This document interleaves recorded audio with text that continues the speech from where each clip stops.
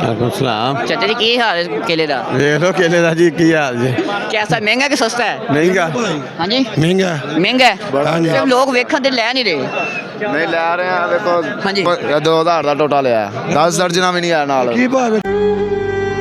हाँ जी बेचने ਲਈ ਲਿਆ ਹੋਇਆ। हाँ जी 2000 ਰੁਪਏ ਦਾ ਮਿਲਿਆ ਇਹ ਲੂੰਗਰ ਇੱਕ 2000 ਦਾ। हाँ जी देखो ਇਹ ਕਿੰਨੀ ਦਰਜਨਾਂ ਹੋਣਗੀਆਂ? 7 दर्जना महा आने ਇਹ ਕਿੰਨੇ ਦੇ ਇੱਕ ਪੈ ਜਾਏਗੀ? हाँ जी 250 रुपये दर्जन पै रही है। 250 ਰੁਪਏ ਦੀ। ਕਿੰਨਾ ਦਰਜਨ ਹੈ?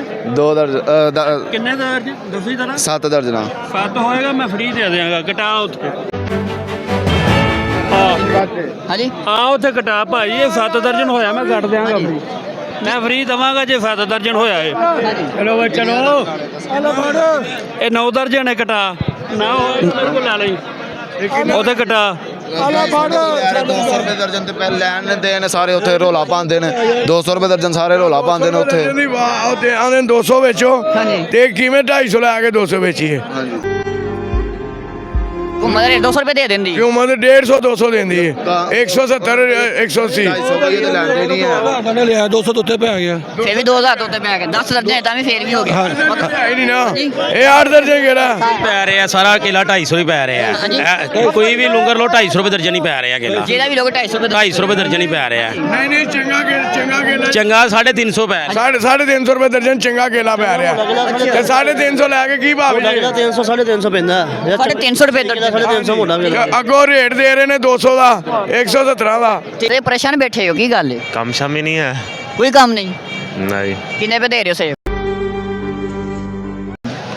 ਸੇਬ ਤੇ ਅਸੀਂ ਤਾਂ ਸਸਤਾ ਹੀ ਦੇ ਰਹੇ ਹਾਂ ਲੈਣ ਵਾਲਾ ਹੀ ਕੋਈ ਨਹੀਂ ਲੈਣਾ ਨਹੀਂ ਕੋਈ ਨਹੀਂ ਹੈ। ਨਾ ਗਾਹਕ ਹੀ ਨਹੀਂ ਹੈ ਸੁਬਾਹ ਕਿੱਦਾਂ ਦੀ ਦੀ- ਪੇਟੀ ਨਹੀਂ ਵੇਚੀ ਇੱਕ ਪੇਟੀ ਨਹੀਂ ਵਿਕੀ ਸੁਬਰੇ।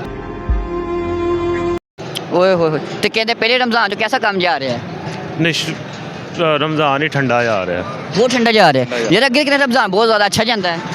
ਬਸ ਹੁਣ ਨਹੀਂ ਨਾ ਜਾ ਰਿਹਾ ਹਰ ਸਾਲ ਇਹ ਤੇਜ਼ ਜਾਂਦਾ ਸੀ ਯਾਨੀ ਕਿ ਮਾਸ਼ਾਅੱਲਾ ਸਹੀ ਕੰਮ ਹੁੰਦਾ ਸੀ ਹੁਣ ਨਹੀਂ ਹੋ ਰਿਹਾ। ਇਹਦੀ ਕੀ ਵਜ੍ਹਾ ਤੁਸੀਂ ਸਮਝਦੇ ਹੋ?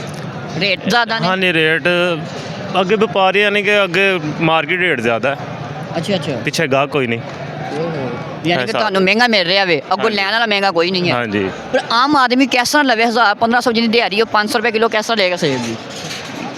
ਬਸ ਇਹੀ ਗੱਲ ਹੈ ਨਾ ਅਗਲਿਆਂ ਨੂੰ ਸੋਚਣਾ ਚਾਹੀਦਾ ਕਿ ਸਾਨੂੰ ਸਸਤਾ ਦੇਣ ਤੇ ਅੱਗੇ ਅਸੀਂ ਸਸਤਾ ਦੇਵਾਂਗੇ ਨਾ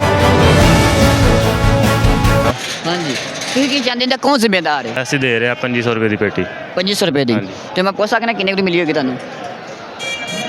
ਨਹੀਂ ਹੈ ਮੈਂ ਦਰਅਸਲ ਮੇਰਾ ਹਾਂ ਉਸਤਾਦ ਨੇ ਉਹ ਖਰੀਦ ਕੇ ਲਿਆਂਦੇ ਨੇ ਤੇ ਮੈਂ ਤੇ ਸਿਰਫ ਵੇਚਣਾ 2500 ਰੁਪਏ ਯਾਨੀ ਕਿੰਨੇ? ਕਿ ਤਕਰੀਬਨ 100 ਰੁਪਏ ਕਮਾਈ ਲੈ ਰਹੇ ਹੋਵਾਂਗੇ ਅਸੀਂ ਜ਼ਿਆਦਾ ਤੋਂ 100 ਜ਼ਿਆਦਾ 150 ਬਸ ਬਸ ਇੱਕ ਪੇਟੀ ਜੋ ਇੱਕ। तो सुबह ये क्यों नहीं विकी है? ਨਹੀਂ ਵੇਖੀ ओए होए तो अब तो मंडी का चांस भी नहीं है कि विकेगी कि नहीं? ਓਏ ਯਾਰ ਮੀਡੀਆ ਵਾਲੇ ਆ ਗਏ कोई भी नहीं हुई। ਹਾਂ ਮੈਂ ਕਿਹਾ ਭਈ ਸਵੇਰ ਦੀ ਇੱਕ ਪੇਟੀ नहीं अस्सलाम वालेकुम। वालेकुम सलाम। कैसे सूरत जा रही है भाई मंडी? यार मंदा ही जा रहा है भाई आड़तियों के पास तेज है काम इधर गाहक नहीं है उधर भी बिक रहा है चौक में 34-35 इधर 3000 भी नहीं गाहक दे रहा। वो चौक में बोली हो रही है चिट्टे सेब की 34-35 का 4 दाना बिक रहा है इधर गाहक नहीं है। इधर गाहक के अंदर 2700 लगाओ 2800 लगाओ 3000 का अपना खरीद है 3000 और 20 रुपये लगा 3000 20 और 30 रुपये मजदूरी 3050 रुपये का ही अपना है। गाहक कह रहा है 3000 लगाओ 2900 लगाओ। एक पेटी में कितना होता है सेब? इसमें 15 किलो सेब है 15 किलो और ये अच्छी क्वालिटी का सेब है 4 दाना। अच्छी क्वालिटी का है पर गाहक नहीं है। गाहक- क्या क्यों नहीं है? क्या